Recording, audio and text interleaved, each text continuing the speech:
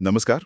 आज हम एक बेहद गंभीर और हालिया घटना पर बात कर रहे हैं। जी।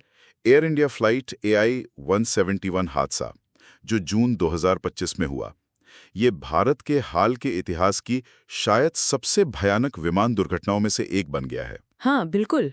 बहुत ही दुखद घटना थी ये। हमारे पास इस पर एक विस्तृत रिपोर्ट है, तो आज इसी को समझने की कोशिश करेंगे। जी। मतलब वास्तव में क्या हुआ, जांच कहाँ तक पहुंची है और इसके व्यापक असर क्या हो सकते हैं। हाँ, बिल्कुल। और ये हादसा कई जरूरी सवाल भी खड़े करता है। तो चलिए शुरू करते हैं। हाँ, तो हम तथ्यों को देखेंगे, जो शुरुआती जांच के नतीजे हैं उन पर नजर डालेंगे और समझने की कोशिश करेंगे कि इसका एविएशन सेफ्टी और अर्बन प्लानिंग के लिए क्या मतलब है। ठीक है, तो सबसे पहले ये हुआ कैसे? घटना का क्रम क्या था? देखिए, ये 12 जून 2025 की बात है। सुबह का वक्त था। हाँ। एयर इंडिया की फ्लाइट थी AI 171। ये अहमदाबाद से लंदन गैटविक जा रही थी। ओके, कौन सा विमान था ये? ये बोइंग 787-8 ड्रीम लाइनर था। VTANR इसका रजिस्ट्रेशन नंबर था। अच्छा, ड्रीम लाइनर। तो सुबह करीब 4:10 पर इसने अहमदाबाद से उड़ान भरी। जी बिल्कुल। लेकिन उड़ान भरने के कुछ ही मिनटों के अंदर, मतलब शायद 5-7 मिनट में, कुछ दिक्कत आई। ओह। पायलट ने वापस अहमदाबाद एयरपोर्ट लौटने की कोशिश भी की। हाँ, ये तो स्टैंडर्ड प्रोसीजर होता है ऐसी स्थिति में। बिल्कुल। पर बदकिस्मती से विमान शहर के बीच में ही अहमदाबाद के BJ मेडिकल कॉलेज कैंपस में क्रैश हो गया। शहर के बीच में? कॉलेज कैंपस में? हाँ, और उसके बाद जोरदार धमाका हुआ, आग लग गई। बहुत भयानक मंजर था। हे भगवान। और इसमें कितने लोग थे? हताहतों का आंकड़ा क्या कहता है? आंकड़े बहुत ही दुखद है। विमान में कुल 242 लोग सवार थे। 242? हाँ, इसमें 221 यात्री और 11 क्रू मेंबर शामिल थे। इनमें से 240 लोगों की जान चली गई। लगभग सभी। जी। और इतना ही नहीं, क्योंकि विमान आबादी वाले इलाके में गिरा तो जमीन पर भी नुकसान हुआ। कॉलेज हॉस्टल में 5 छात्रों की भी मौत हो गई। ये तो और भी ज्यादा दुखद है, जमीन पर भी जाने गई। हाँ, और 50 से ज्यादा लोग घायल भी हुए। इनमें छात्र, फैकल्टी, आसपास रहने वाले लोग शामिल थे। अविश्वसनीय है। क्या विमान में से कोई बच पाया? ये वाकई हैरान करने वाली बात है। लेकिन हाँ, एक यात्री जीवित बचे हैं। सच में? कौन? उनका नाम विश्व कुमार रमेश है। वो ब्रिटिश नागरिक हैं। रिपोर्ट के मुताबिक वो मलबे के बीच होश में मिले थे। अच्छा, उनकी हालत कैसी है? अभी उनकी हालत स्थिर बताई जा रही है।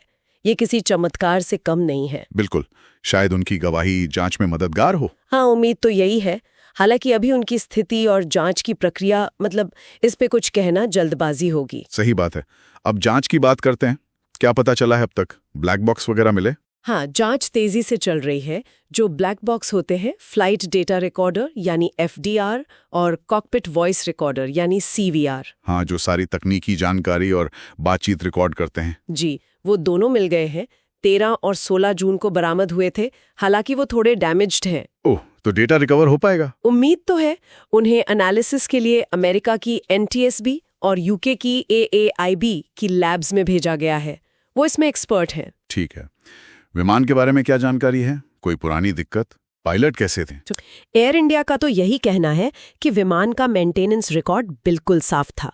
VTANR में कोई दिक्कत नहीं थी पहले। और जो इंजन थे रोल्स रॉयस के, वो भी उड़ान से ठीक पहले तक नॉर्मल काम कर रहे थे। और पायलट?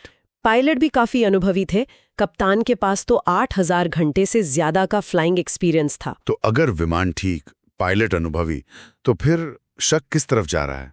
आतंकवाद या ऐसी कोई बात? देखिए, अभी तक की जांच में टेररिज्म, सैबोटाज यानी तोड़फोड़ या फिर बर्ड स्ट्राइक का कोई सबूत नहीं मिला है। अच्छा। तो मुख्य रूप से 2 संभावनाओं पर फोकस है। या तो कोई अचानक आई तकनीकी खराबी, कोई सिस्टम फेलियर, या फिर पायलट से कोई एरर हुआ हो, ह्यूमन एरर की संभावना। जांच कौन कर रहा है? भारत की DGCA यानी directorate general of civil aviation lead कर रही है, लेकिन इसमें अमेरिका की NTSB, UK की AAIB, विमान बनाने वाली कंपनी बोइंग और इंजन बनाने वाली रोल्स रॉयस सब सहयोग कर रहे हैं। ये हादसा बोइंग 787 ड्रीम लाइनर के लिए भी एक बड़ा झटका है ना?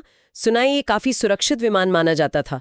बिल्कुल, ये 787 ड्रीम लाइनर से जुड़ा पहला घातक हादसा है जब से ये 2009 में सर्विस में आया है। पहला? हाँ। इतने सालों में? हाँ, तो इसने दुनिया भर में इस विमान के सेफ्टी रिकॉर्ड पर सवाल तो खड़े कर ही दिए हैं।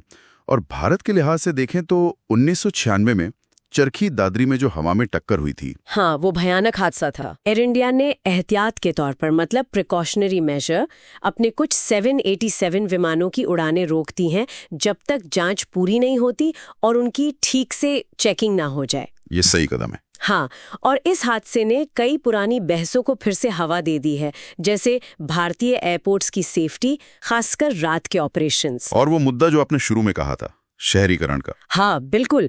एयरपोर्ट्स के आसपास जिस तेजी से शहर बढ़ रहे हैं, बस्तियां बन रही हैं, वो कितना खतरनाक हो सकता है, ये इस घटना ने साफ कर दिया है। तो संक्षेप में कहें तो एक भयानक त्रासदी है, कई जानें गईं, जांच अभी शुरुआती दौर में है। जी शक या तो तकनीकी खराबी पर है या पायलट एरर पर। हाँ, और इसने एविएशन सेफ्टी के साथ साथ अर्बन प्लानिंग पर भी गंभीर सवाल खड़े किए हैं। बिल्कुल सही। जांचकर्ताओं से उम्मीद है कि जुलाई 2025 के आखिर तक एक शुरुआती रिपोर्ट आ जाएगी। तो 87 बेड़े का इंस्पेक्शन तो हो गई, साथ ही शायद जो टेक ऑफ रूट्स घनी आबादी वाले इलाकों से गुजरते हैं उन पर भी दोबारा विचार किया जाए। और पीड़ितों के परिवारों के लिए उनके लिए मुआवजे और कानूनी मदद की प्रक्रिया भी चल रही है, जैसा कि ऐसे मामलों में होता है। और यहाँ एक सोचने वाली बात जो रह जाती है वो ये है कि ये हादसा टेक ऑफ के तुरंत बाद हुआ, और वो भी एक घनी आबादी वाले इलाके के पास। हाँ, ये बहुत अहम है। तो ये घटना हमें क्या बताती है? हमारे जो शहर इतनी तेजी से फैल रहे हैं, क्या हम विकास और जरूरी सुरक्षा, खासकर हवाई सुरक्षा के बीच सही संतुलन बना पा रहे हैं? ये एक बहुत बड़ा सवाल है। क्या हमारी अर्बन प्लानिंग में इन जोखिमों का ध्यान रखा जा रहा है? इसी पर गंभीरता से सोचने की जरूरत है अब।